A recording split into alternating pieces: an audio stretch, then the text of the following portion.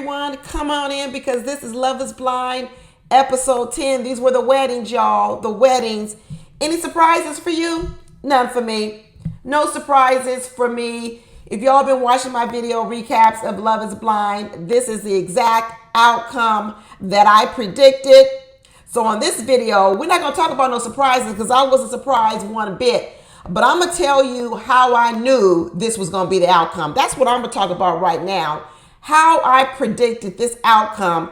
And I'm going to tell you what I predict going forward with these two couples. First of all, when Izzy said love has no credit score, I busted out laughing. I busted out laughing because I said, yes, it does. Yes, it does, Izzy. Love has a credit score where you can at least qualify for an apartment. Because I'm going to tell you, I saw very early on Izzy got money problems. His friends have alluded to all the problems he's had in his life. He's had a rough life. Izzy's been through some stuff. And right now, Izzy's looking for a home. He's looking for a home because like I said earlier, that place where he went to was an Airbnb. And his credit score is so bad, no landlord will rent an apartment to him. I'm telling you, that's how bad his credit score is. He has probably been evicted from an apartment or two. And now he can't get an apartment and he has to live in an Airbnb. People may want to be mad at Stacy all they want because she's hard-nosed. But guess what? Stacy did the right thing. Because here's the thing, Izzy. You should not be getting married. Izzy, you should not be getting married this time. If a credit score is not that big, then let's wait until you get it better. Let's wait until you get it up a little bit, down from the 300s and the 400s. Let's wait till you get it up. If it's not that big of a deal and you know that you can get your credit score back up and you can become a partner in this marriage financially, let's just wait a little bit. That's what Stacy said. Let's just wait a bit because I do love you. I think you're a nice man. My family loves you. But listen, I can't go from the guy that has a lot of money that doesn't love me, because that's what Stacy's been dating. Stacy's been dating 45-year-old men that don't want to marry her, who don't want to have any kids with her, who don't want to have family with her, but yet they have money. Because here's the thing, those men are not going to put up with Stacy. Those men are probably leaders in their own right, and they don't want to deal with this hard-nosed Stacy. The men that Stacy has been looking for out here, they don't really want her. They don't want her. They don't want to deal with her. They don't. So then who comes along is Izzy, who says, you know what? I'll put up with this part of Stacy because what I'm going to gain from it is some financial security. What I'm going to gain from being with a Stacy is she can be the financial leader. She can be the stable one in the house. Well, Stacy said, I don't want to always put down my credit card. I don't want to always be the one that has to do the rental car when we go on a vacation. I don't want to always have to be the one to put the deposit down because they only accept a credit card deposit. I don't want to be that one, Izzy. I know you love me. I know you're going to be sweet. You're going to bring me flowers. You're going to bring me candy. You're going to rub my feet. You're going to give me massages. You're going to do all the sweet things. But I also don't want to take the financial load, the burden of the family. And that's what Stacy said. But Stacy says she knows that Izzy's sweet, and so does that family. That father of Stacy's was so disappointed that this wedding didn't go through. He is ready to get this woman off his payroll. That father is so ready to get rid of Stacy off his duties as a father. He could taste it. And when she said no, he was like, dang. He was like, dang, because I'm tired of subsidizing this woman's lifestyle when we go on trips because I got all these girls to take care of. I need some of them to get a husband and take some of this financial and emotional load. Did you see how Stacy and her father still kiss on the lips? They're really close. I'm telling you, they are really close. I was a daddy's girl. I used to kiss my daddy on the lips too before he passed away. People thought it was weird, but when you're real close to your daddy, you still can kiss your daddy on the lips. And Stacy to this day is still kissing her daddies on the lips. I picked up on all of it. But this was too big of a leap for Stacy. It was hard for Stacy to go from the man who's 45, stable, own their own house, run their own thing, but don't give her the love and attention and all that she wants, to go to this other guy who may give her all that attention, but now he doesn't have any money. You know, she would have gone for Izzy, even though she made more money than Izzy. She would have gone for that. That wasn't the problem. But Izzy came with the lies. He didn't tell the truth. And that scared her even more because what she's saying is, do I even know the whole truth? Is there more? Now you've said this little part. Now what I'm wondering in the back of my head, is this the end of the truth? Is there more? And that's where Izzy really messed up. He really, really, really messed up. That he should have come clean from the very beginning. He shouldn't have said all this stuff about, oh, I told you. No, you didn't tell her. You lied. You did lie. You lied by omission because what you were trying to do was you were trying to love bomb her, like I said in the other video. You were trying to love on her, make her feel real sweet, and she'd overlook this idea of just a credit score. And it's not just a credit score. Let's be honest. It's not a credit score. It's a credit score. It's no savings. It's debt. It's a lot of things. It's not just a low credit score. He don't have no money. His career obviously isn't stable. He said that just before coming on this show, he just started that new job, a new sales job, which means she don't even know really how much Izzy makes. He don't even have a year in his career yet. He don't have no W-2. She don't even know. Stacy ain't taking a chance on Izzy. And Stacy tried to say, let's just date, get yourself together, and then we can get back. But Izzy said, no, I need a place to live within 30 days because I'm going to have to give up this Airbnb. Izzy said, I can't wait. I can't wait for this because I need a place to stay because I'm at this Airbnb and it's expensive.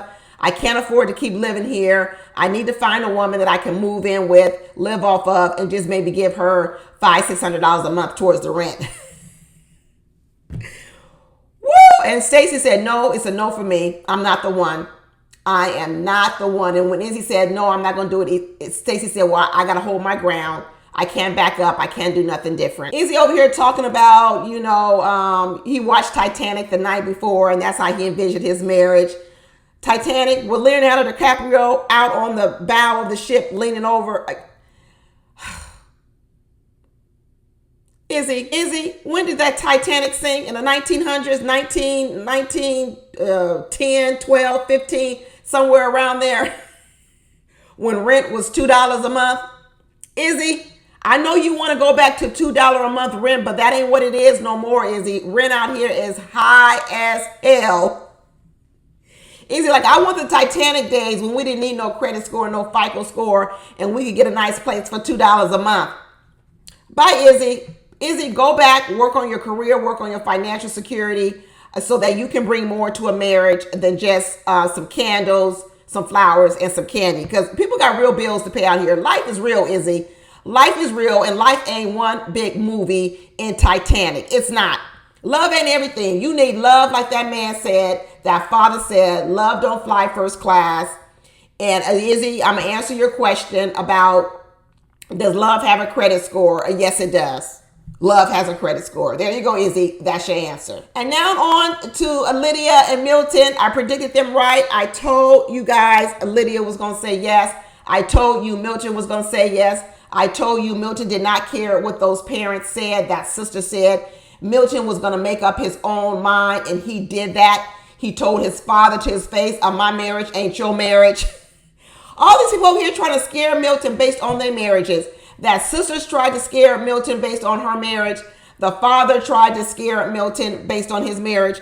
And what they're thinking is Milton just doesn't see all the curveballs coming, that he doesn't have an idea. He may have been not be naive, because let me tell you, all us married people couldn't have predicted everything that happened in our marriage. None of us could. So I'm like Milton, because I'm a STEM major too, Milton. Is anything ever 100%? Are you ever 100% sure? And all us STEM majors, we know the answer is no. We know there is always a measure of improbability. We always know that there can never be 100%. Where are my STEM majors? We know that bell curve. We know the bell curve, and we know the cost of perfection. And what Milton said was the cost of perfection, the cost of 100% is what a lot of people out here get tied up with. That's why they don't get married, because they're not willing to take that chance on those 5% that stand out here on the end of the bell curve. I'm sorry if I'm talking too much analytics to people, but listen, Milton said, I know I don't know anything about Lydia. I know there's going to be some curveballs. I know there's some things I don't even like about Milton, but about Lydia. But what Milton said he's willing to do is he's willing to take the middle. He's willing to take the middle, and he'll handle the ends of that bell curve later on as it comes, because he says nothing is 100%. Nothing. And I told y'all in my last video what the issue was with Lydia, but I'm going to go a step further in this video, and I'm going to tell you how I think Lydia got here. It finally clicked. It finally clicked how I think Lydia got to be this crazy personality that she has. And I'm going to tell you why now I think she's going to be able to correct it. Not all of it, because she's been doing it for so long, so very long. But I'm going to tell you how I think she's going to be able to keep it under control just enough to maybe to be able to function with the side of this marriage with Milton. I mentioned to you guys that one of the things that didn't line up with Lydia was the fact that she was a STEM major, but she had all this emotional ups and downs roller coaster world. And I figured out last episode that that was a manipulation tactic. It was a way that Lydia used to get her way. She used these crazy emotional outbursts so that people in front of her wouldn't know what to do with it. And what they would do is they would give in to her. If you notice, Lydia has a way of pulling it all together in moments when she needs to. And in this wedding, Lydia pulled it together. In that meeting with the family, Lydia pulled together. On that job that Lydia does every single day as a geologist, where she has to be analytical, she has to be serious, she has to be precise, okay? Under a microscope, she's looking under a microscope. She has to be precise. She has to be in control. Lydia pulls it together. Lydia knows how to pull it together in the moments when she needs to. Like I told you, which means she has the capability of doing it, which tells you why does she not do it all the time? And she doesn't do it all the time because, like I said, she acts spoiled. She wants to get her way and she acts up. Does she like to banter with Milton? She absolutely does. You can see how she likes to boss Milton around. She loves it. She loves it. And Milton likes to see her try, but Milton isn't weak enough to give in to her. Milton likes a little bit of banter too. He likes a little bit of stimulation himself. And that's where I say these two work really, really well. And when Lydia gets out of control, Milton's going to check her. Milton's going to put her and tell her, you need to pipe that down. And Lydia's going to have enough wherewithal to kind of do it. But let me go back to tell you why I also believe these two are going to make it. Because now I think I know where this came from with Lydia. I mentioned to you, this is a tactic of Lydia's to get attention. This is a tactic of Lydia to get her way. And Lydia must have been a smart girl her whole life, okay? Because to major in what she did, to have the accomplishments that she has, I think Lydia was a smart girl all her life. And I think that she probably did well in school, and she probably was an ambitious girl, and she probably was a girl that maybe did the right thing. When I look at Lydia's family, and I look at Lydia's brother, who obviously is part of the LGBTQ community, I'm going to tell you this, having grown up in a family where I have a person in my family, my older sister, who needed a level of protection that I necessarily didn't need because my sister had a mental illness. And so as a result, a lot of the room in the family, a lot of room in the house, a lot of the attention can typically go to that person because they are the one in the most need. The other person over here, the capable one, the one getting good grades, which would be me and my family, we don't need as much, okay? We don't need, in fact, we're called upon in the family because remember, we got our stuff somewhat together. We're called on the family to pitch in with the sister or the brother who needs extra help, needs extra protection. So what can happen is because you're so busy protecting other people, sometimes what you can feel is you can feel like, well, I didn't get enough attention. I didn't get enough protection. What about me? And depending on how you react to that, and I think Lydia's reaction to that was to start saying, what about me? I'm going to have an outburst too. And now she walks around talking about everybody should accept me as I am. Now remember, her brother might have had a lot of bullying going on. Her brother might have had a lot of things that he had to overcome growing up in the LGBT community. There might have been some protection. Maybe the family felt they needed to protect him more from the world or how the world would view him, how the world would treat him. Right? And remember, Lydia's phrase out here is accept me as I am. Maybe there was a lot of push in Lydia's family to protect the brother so that he could be accepted as he is and people wouldn't judge him and people wouldn't ask him to change. Listen to hear what I'm saying.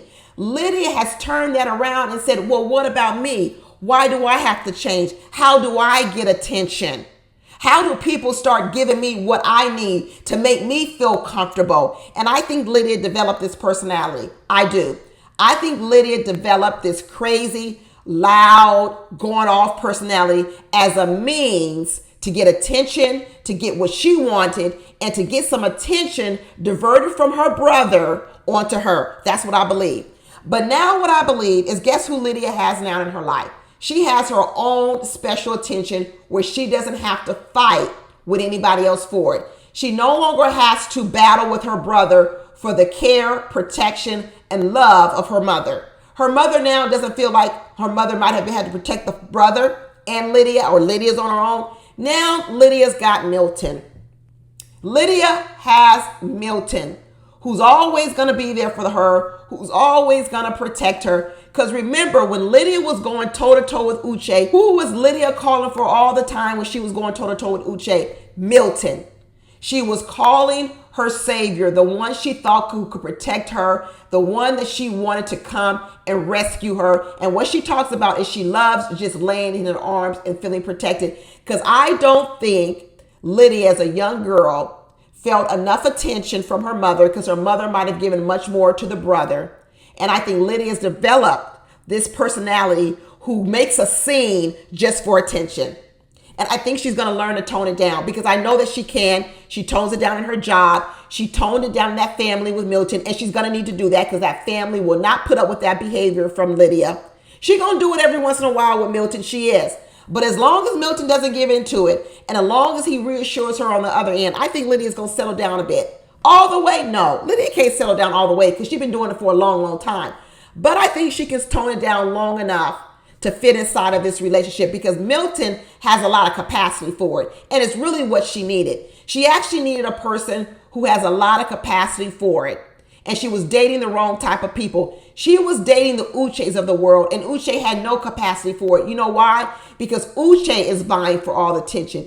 Uche wants to be the one getting all the attention. Look how he acts out. He has no room for Lydia's acting out, because he is trying to get all the attention. That's his problem.